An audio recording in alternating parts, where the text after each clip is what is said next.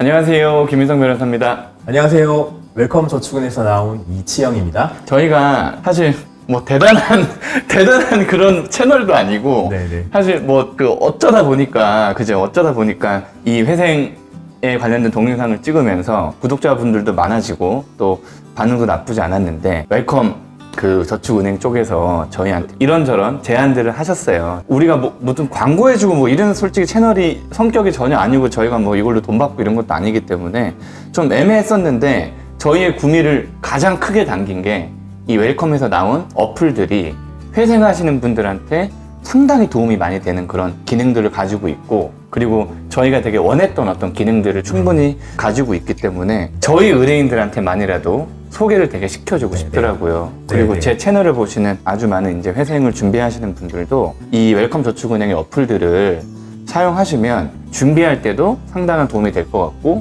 준비 중에도 상당한 도움이 될 것 같고, 준비 후에도 전, 중, 후 이 나름대로 상당한 도움이 될 것 같아서 이런 기능들을 하나씩 소개시켜 드리려고 웰컴에서 가라로 나온 게 아니라 정식으로 진짜입니다. 네, 정식으로 제가 아시는 분이 아닌 거야, 이분은. 네. 저희 만나뵌 지 얼마 안 됐습니다. 맞아요. 우리 어색한 관계예요. 근데 오늘 되게 이상하게 이게 드레스 코드가 맞아버린 거야. 너무 이상하게. 저희 짜고 온 거 아니에요. 다 각자 집에서. 회사 유니폼 아닙니다. 네, 맞아요. 하여튼 그래서 첫 번째로 저희가 오늘 한 3개 정도 어떤 테마로 찍을 거고 영상이 몇 개 나갈지는 모르겠는데 첫 번째가 이제 개인 회생을 할 때 상당히 필요한 이 웰컴 마이 데이터 이 어플리케이션에 대해서 소개하는 거 하나, 그 다음에 처음에 이제 사장님하고 팀장하고 미팅할 때 뭐 앱 소개해 주는 것도 좋은데 그러면은 우리가 알고 싶은 것도 좀 도와줘야 되는 거 아니냐라고 해서 개인 회생을 고민하는 가장 키포인트가 뭐냐면 추심에 대한 두려움이에요. 맞습니다. 그래서 어떤 프로세스로 추심이 이루어지고 뭐 채권사 입장에서 말하기 좀 웃기기는 한데 추심을 조금 덜 할 수 있는 어차피 회생이라는 게 사실 갚으려고 노력하는 거잖아요. 좀 덜 무섭게 좀 두려움이 덜하게 가져가는 팁들을 오히려 채권사가 알려주겠다고 하니 실제로 추심하는 입장에서 이거에 대해서 설명을 해주면 정말 좋을 것 같고, 진짜 말도 안 되는 대출을 받는 분들이 계세요. 혹시라도 돌려 막아가지고 어떤 갱생의 가능성이 있다면 어떻게 하는 게 맞는 건지 대출에 대해서 설명해드리고 또 신용 점수가 완전 바닥인 애가 하나 있는데 그 친구가 여기서 되게 괜찮은 상품을 하나 발견했다는 거야. 뭐 든든 적금. 든든 적금? 뭐 그런 것도 소개해 주시고 뭐 하나, 두 개, 세 개의 테마로 해서 뭐 추가적으로 계속 소개해 주시면 될 것 같아요. 알겠습니다. 이게 채권자 입장에서 봤을 때 이 개인 회생이 도대체 뭔지 진짜 죽여버리고 싶은 건지 아니면은 뭐 이 추심에 관련해서 또 어떤 또 팁들이 있는지, 채권자 입장에서의 프로세스를 이해하고 채권자가 이런 식으로 하세요라고 만약에 팁을 좀 드리면 다른 채권사에서 그렇게 하는지는 모르겠지만 일단은 사실 비슷할 것 같아요. 또 금융사들은 다 비슷비슷할 거고요. 대부분의 큰 규정에 맞춰서 다 하고 있으니까. 다만 회생에 대해서 하면은 금융기관에 대해서 좀 미안한 마음을 가질 수가 있고 그런 경우가 있는데 사실은 이 회생 자체는 금융회사들도 닥치는 일의 하나일 뿐이에요. 조금 기술적으로 말씀드리면은 이미 금융회사들은 대출을 실행할 때 비용을 인식을 합니다. 대손충당금이라는 비용을 인식을 하고요. 그렇게 되면은 이미 이 대출을 받으신 채무자분들을 한 명 한 명을 생각하는 게 아니라 집단으로 생각을 하게 돼요. 이 집단 중에서 100명 중에서 한 2명, 3명은 디폴트가 날 거야. 돈을 못 갚을 거야 라고 이미 예상을 하고 있고요. 금융감독원에서 돈을 원금을 잃을 건가에 대해서 규정으로 적어놨어요. 그러면 이만큼을 돈을 넌 잃을 걸 예상하고 미리 비용으로 잡아놔 라고 기술적으로 규정해 있거든요. 근데 이 비율보다 사실은 회생을 신청해서 어느 정도라도 원금을 갚으시는 분들이면은 이 비율을 넘어서게 돼요. 그럼 회생을 진행해 주셔가지고 비록 디폴트는 되었지만 회생 진행하고 원금을 조금씩 갚아주시는 게 사실 금융회사 입장에서도 비용을 인식했던 것보다는 더 적게 비용을 인식하게 되는 거고요. 그렇게 치면 쉽게 얘기하면 대손충당금 이내에서도 안 갚는 것보다는 어쨌든 갚아 나가시는 분들이니까 오히려 은행이 잡아 있는 어떤 그 기회비용보다는 이분들이 있음으로 해서 기회비용을 조금 더 낮출 수 있는 느낌이 있다는 거네요. 맞습니다. 그러면 제가 궁금한 게 만약에 그 대출 금액을 100만 원으로 봤을 때 못 갚는 사람은 몇만 원 정도예요? 회사마다 상품마다 조금씩 다른데요. 브로드하게 말씀을 드려서 대략 저축은행 그리면은 대손 비율을 대략 한 5%에서 10% 사이 정도는 보고 있고요. 그리고 금융기관 따라 상품 따라 이 비율은 조금씩 달라지긴 하죠. 음. 이거의 결정은 은행도 저축은행도 마음대로 할 수는 없고요. 이건 다 과거의 데이터에 따라서 금융감독원의 인가를 받고 이 비율을 결정하게 돼요. 아, 그래요? 네네. 그러면은 일단은 지금 말씀하시는 것들을 보면 당연히 은행에서는 잘 갚아주길 원하죠. 네네. 원금도 내고 이자도 내고 하기를 원하지만 그렇게 잘 갚는 사람이 대부분이긴 한데 네. 못 갚는 사람들은 어쩔 수 없이 발생하는 어쩔 수 거고 없죠. 네. 그러면 그 어쩔 수 없는 사람들이 네. 못 갚고 배째고 도망 다니고 우리가 쫓아다니고 물론 네. 쫓아다니지 않지만 그렇게 하는 그렇지 것보다는 네. 차라리 이분들을 회생을 시켜서 네네. 이분들이 갚을 수 있는 금액, 왜냐면 회생이라는 게 갚을 수 있는 돈은 갚고 나머지는 면책해 주는 게 회생제도의 그 큰 틀이기 때문에 네네. 그렇게라도 하는 걸 은행은 원하고 그게 은행의 이익이라는 얘기인 거잖아요. 네, 맞습니다. 그렇다고 회생을 권하는 건 아니잖아요. 너무 당연하게. 아니고요. 네. 그 대출을 받을 때부터 못 갚는다고 생각하시는 분은 없을 거예요. 근데 잘 갚으려고 노력해 봤는데 갑자기 뭐 병원에 입원하셔야 될 수도 있고 큰 수술을 하실 수도 있고 갑자기 실직하실 수도 있고 애초에 계획하셨던 사업대로 잘 안 풀리시는 경우들이 세상에는 많이 있잖아요. 그렇죠. 이런 경우들은 이미 확률로서 존재하고 있고 이게 어쩔 수 없이 닥치는 일로 금융사들 받아들이고 있어요. 그러니까 이렇게 생각하시면 편할 거예요. 보험사가 이번에 뭐 수해 피해도 좀 많이 있는 것 같고 근데 그렇다고 하늘을 원망하진 않잖아요. 그런 거랑 똑같은 거라고 봅니다. 이렇게 어느 정도의 비율은 과거의 데이터를 봤을 때 이 정도는 발생할 거라고 이미 예상은 하고 있다. 네. 알겠습니다. 그러면은 이제 채권자가 회생하는 채무자들을 바라보는 시선에 대해서는 저는 이제 항상 죄송합니다 하는데 죄송해야 될 일이긴 맞는데 진짜 죽여버리고 싶다 이런 건 아닌 거잖아요. 네. 그렇게라도 그렇죠. 갚아주면 감사는 네. 없어요. 네. 그렇게라도 갚아주면 우리 열심히 노력하자는 입장에서는 거니까요. 네. 고맙다 요 얘기고 빌릴 때부터 안 갚으려고 빌리는 사람 없다고 하셨지만 사실은 그런 사람들이 존재할 거란 말이죠. 네네. 그러면 그런 사람들한테 우리가 통상적으로 형사고소의 위험이 있습니다라고 얘기를 하고 네네. 또 채무자 대리인들 그러니까 저희 같은 회생사무를 처리하는 변호사님들이 보통 어떻게 얘기하냐면 만약에 금액이 크면 일단은 뭐 빚을 뭐 최소 3회라도 갚아라. 예, 이게 뭐 정해진 건 아니지만 대충 그 정도 얘기하고 네네. 그 다음에 금액이 작으면 에이 뭐 그거는 뭐 한 번이라도 갚아라. 요 정도는 좀 그냥 안 갚고 들어가도 된다라고 저희가 나름의 이제 저희 이제 기준을 네네. 갖고 있단 말이에요. 네네. 근데 저도 지난 몇 년간 다수의 회생 사건들을 처리하면서 네. 형사고소 당하는 일들이 상당히 적었단 말이죠. 맞습니다. 그러면 채권사 입장에서 형사고소 실제로 하시긴 하잖아요. 실제로 있습니다. 네, 실제로 그럼 형사고소를 언제 하는지에 대한 기준을 물론 네네. 웰컴에 한정된 얘기겠지만 네네. 한번 경험이나 뭐 이런 것들을 한번 말씀해 주셨으면은 네네. 참고가 될 것 같아요. 알겠습니다. 많은 그 회생을 준비하시는 분들이 우선 겁내시는 포인트가 아마 이런 부분일 것 같아요. 금융회사가 형사소송을 뭐 형사고소를 하면 어떡하나. 이게 일률적인 규정은 있지 않아요. 금융사들마다. 하지만 범죄의 소지가 불법의 소지가 충분히 느껴진다. 관찰적으로 봤을 때 그런 채무자의 경우에는 이 형사 소송을 진행하게 되고 사무소 위조가 보이고 뭐 담보물 은닉이 보이고 이런데도 저희가 소송을 진행하지 않으면 저희는 저희 직원으로서 배임이 되는 그것도 거예요. 배임이죠. 그래서 네, 네.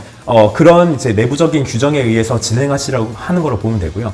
근데 가장 중요한 거는 내가 대부분의 선량한 채무자분들, 내가 돈을 빌려고 열심히 노력하고 있고 애초부터 그런 의도는 아니었고 대출을 안 갚을 의도는 아니었고 이런 분들은 크게 걱정을 안 하셔도 된다라는 게 제가 말씀드리고 싶은 포인트예요. 실제로 저희도 의뢰인들이 형사소송을 당하면 저희가 이제 눈 감고 있을 수는 없는 거잖아요. 네네. 의뢰인들이 당연히 그걸 우리한테 맞아요. 얘기를 하니까 네. 그게 딱 사문서지였어요. 네네. 네. 뭐냐면은 이 대부 중개업체한테 그러니까 대부 중개업체 그런데 전화하시는 건 이 중개업자 분들이 보시면 죄송하긴 한데 근데 진짜 안 좋은 거야. 뭐 네. 외뱅 앱을 통해서 대출을 하시든 네네. 아니 뭐 카뱅을 하든 뭘 하든 핀다를 하든 웰뱅으로?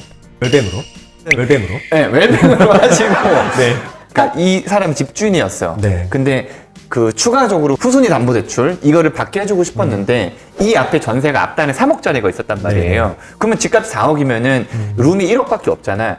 이 전세 계약서를 3짜리를 지우고 1억으로 한 다음에 다른 대부업체에 후순위 대출을 했는데 네, 네. 회생하면서 전세금 같은 거 뭐 청산가치 뭐 이런 것들 볼 때 자료를 냈는데 그거를 채권자가 본 다음 뭐지? 나는 분명히 앞단에 1억이 있는 줄 알고 2억을 빌려줬는데 4억짜리 집에 이건 왜 3억이 있지? 네. 내가 왜 이걸 잘못 봤지? 해서 네. 비교하다 보니까 걸린 거야. 네. 그러니까 요 대부 중개업자가 그냥 어디서 전화 오면 네네네네네네 얘기 듣지도 말고 네네네네네 하라 했다는 거예요. 근데 그게 사실은 공범이거든. 맞아요. 그 형사 고소 그거 하나 말고는 사실 네. 수천 건을 진행해봤지만 네네. 사실은 한 번도 없었어요. 네. 금융사들이 봤을 때도 형사 고소를 막 진행하는 게 아니고요. 그런 불법적인 요소, 뭐 그런 게 충분히 정황이 보일 때 이걸 진행하게 되고요. 그래서 중요한 거는 막상 이걸 겁내실 게 아니라 나는 그런 불법적인 요소가 없어. 처음부터 나는 대출을 잘 갚으려고 노력하고 있고 그런데 피치 못한 사정이 발생해서 건강이 갑자기 안 좋아졌다거나 갑자기 사업이 생각대로 안 됐다거나 이런 일이 실직을 했다거나 이런 일이 벌어져서 내가 대출을 못 갚고 있는 거라면은 그러면 실제로 이런 소송이 진행이 되었다 하더라도 된다 크게 걱정 안 해도. 하셔도 돼요. 그러면은 법원에서는 뭐 판사분들이 잘 들어주실 겁니다. 근데 또 궁금한 게 뭐냐면 이거는 대답하시기 조금 애매할 것 같긴 네. 한데 네. 그 대부업체에 내가 한번 여쭤본 적이 있었어요. 네. 대부업체 여쭤본 적이 있었는데 거기서는 이제 말씀하시는 게 딱 그거였어요. 뭐 정확하게 뭐 금액을 나눠주진 않으셨지만은 네, 네. 큰 돈 아니면 한두 번 갚으면 뭐 그렇게까지는 안 합니다. 이 정도로 이제 얘기를 하시더라고요. 맞아요. 여러분들도 뭐 어떤 큰 돈을 빌려가지고 뭐 한두 번 갚고 회생해라 이게 절대 아니에요. 네, 그렇지 회생이라는 건 않습니다. 여러분들의 신용 점수와 네, 앞으로의 네. 어떤 인생에서 엄청난 오점으로 분명히 남아요. 네, 네. 분명히 남기 때문에 되도록이면 회생을 안 하고 되도록이면 정상적인 금융생활을 하셔야겠지만 피치 못한 경우에는 그런 그 의심이라도 사지 않기 위해선 네, 네. 혹시 있을 형사고소의 위험이라도 예방하기 위해선 변제를 최대한 했다는 노력이라도 보여주시는 맞습니다. 게 그게 네, 한 네. 몇 번 정도의 변제 그게 뭐 통상적으로 업계에서는 3회 정도라고 얘기를 하는데 최소 그 정도는 갚으시는 게 맞는 것 같아요. 네네. 그래야지 의심을 안 당하지. 맞습니다. 네네.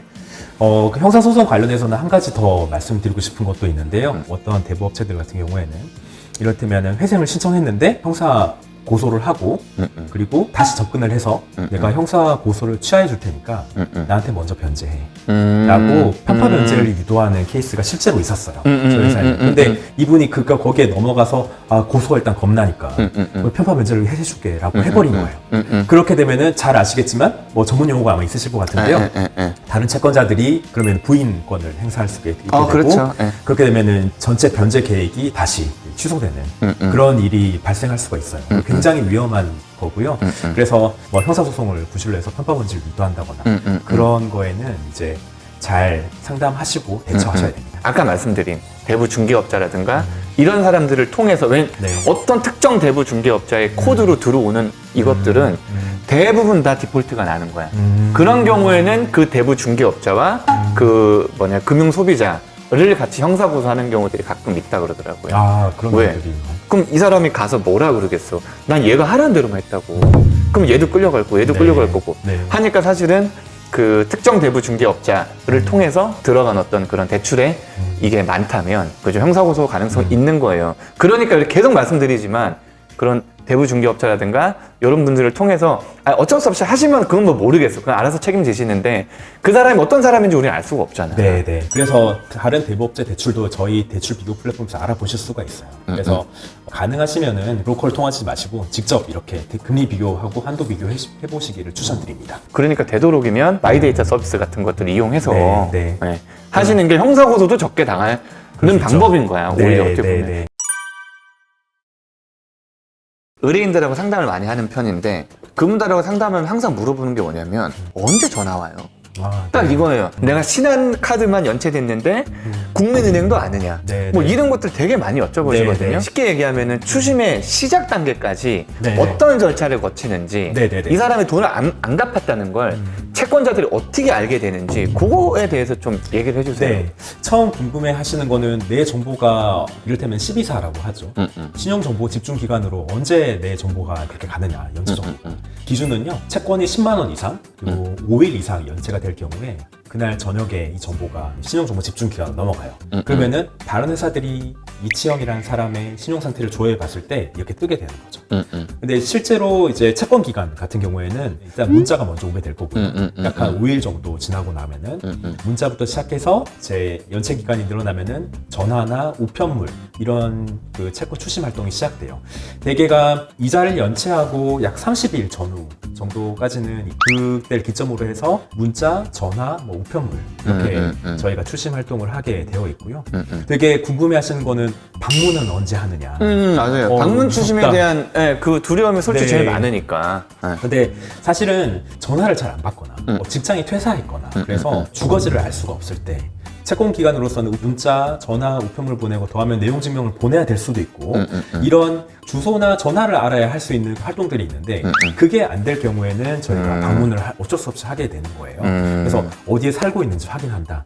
어디로 내가 우편물을 보내고 내용 증명을 보면 되는지 확인하는 절차라고 보시면 될 것 같아요. 그래서 뭐 방문이 와서 그때 당장 뭐 돈 내고 내오라고 멱살 잡고 이런 거 아니니까. 아, 그렇죠. 뭐 저희가 뭐 가전 살림을 깨부수고 맞습니다. 뭐 그러지 않아요. 절대로 말도 시대가 안 되지. 그거는. 많이 변했고요. 네. 이 활동은 사실은 규정에 있는 절차대로 진행될 뿐인 거고 그리고 최근에는 심지어 이 방문 추심 활동의 효율성이 사실 금융회사의 입장에서도 비용이 들어간 활동들이에요.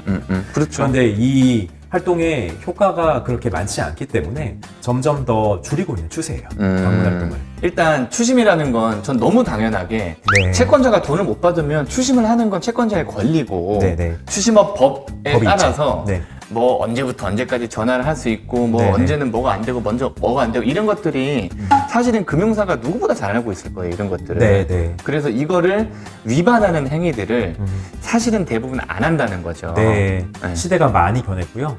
이제는 금융 소비자분들의 인식도 굉장히 발전을 해서 조금이라도 본인의 권익이 침해받는 활동은 바로 금감원을 신고를 하셔야 되고요. 지금 하시고 계십니다. 그래서 금융회사들은 그런 민원에 대해서 굉장히 민감하고 그렇기 때문에 지금은 옛날 같은 그런 무시무시한 일은 일어나진 않고요. 아, 그렇죠. 오히려 더 네. 법적인 절차에 따라서 진행하고 있습니다. 네. 알겠습니다. 요거 제가 상담하면서 많이 보는 건데 이런 네. 것들이 있어요.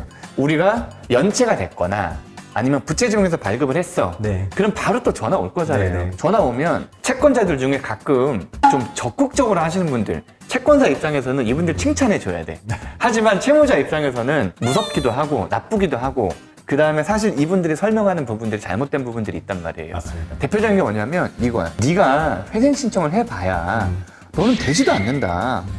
되지도 않고 만약에 네가 회생해서 실패하면 난 널 가만두지 않겠다. 진짜 쉽게 무섭네요. 얘기하면 예. 개빡세게 추심하겠다. 그러니까 네. 차라리 다른 데로 대환을 해라. 아. 아니면 뭐 2달치라도 한 달치라도 어. 갚아라. 네, 이런 네. 식으로 유도하시는 분들이 있단 말이에요. 네. 이 말 맞아요?